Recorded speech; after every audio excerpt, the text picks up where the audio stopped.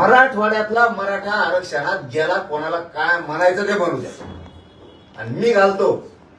तुम्ही काय काळजी करायची नाही. फक्त एक काम करावं लागत, की मुद्दाम सोशल मीडियावर बोलत असले की इथून मग आपण याला उत्तर देत नव्हतं, आता याला द्यावं लागणार. यांनी आयुष्यात काय केलं? मग काय केलं तुम्ही आयुष्यात समाजासाठी? आम्ही करतो, झगडतो, बुळबुळ बुळबुळले. आता काय केलं आयुष्यात? आम्ही तरी केलं. आज हजारो पोरी नोकऱ्याला लागली. तुम्ही काय केलं? सगळा मराठवाडा पश्चिम महाराष्ट्र आरक्षणात जातोय. जाणारे लेकरा बाळाचं कल्याण होणार आहे, आणि ते बघा तुम्ही टप्प्याटप्प्याने कसं जाते. माझा निर्णय सुरुवातीला कोणाला पण असं वाटतं की चुकीचं आहे, पण यावेळी जे आर आहेत एवढं लक्षात ठेवा. जे आर आहेत आतापर्यंत एक वळ सुद्धा साधी मराठवाड्याच्या बाजूने लिहिली गेली होती, कारण मराठवाड्यावर जाणारे खूप लोक आहेत. आणि आता मी मराठवाड्याचं कल्याण केले, पश्चिम महाराष्ट्राचं केलंय, म्हणून थोडं पोट दुखत असतं.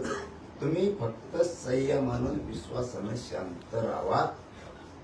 प्रत्येक माणूस हैदराबाद गॅजेटच्या नोंदीनुसार ज्याच्या नोंदी नाहीत त्याला घातलेलंच दाखवतो. त्यांना ठेवा. फक्त तुम्ही शांत. मराठा समाजासाठी सगळ्यात आनंदाची गोष्ट सांगतो, आपल्या विरोधात आपलेच लोक विरोधात बोलतायत की जे आर खोटा आहे.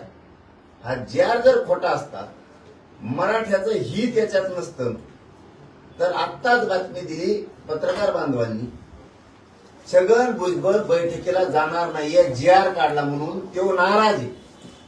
बैठकीवर त्यांनी बहिष्कार टाकला.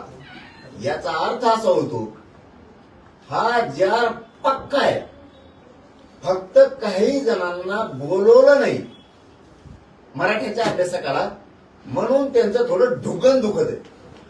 कितीही कोणी याचिका दाखल कोर्टात केल्या, कुठं केल्या, तरी त्यात तो चॅलेंज होऊ शकत नाही, कारण सरकारी दस्तावेजे गॅजेटियर.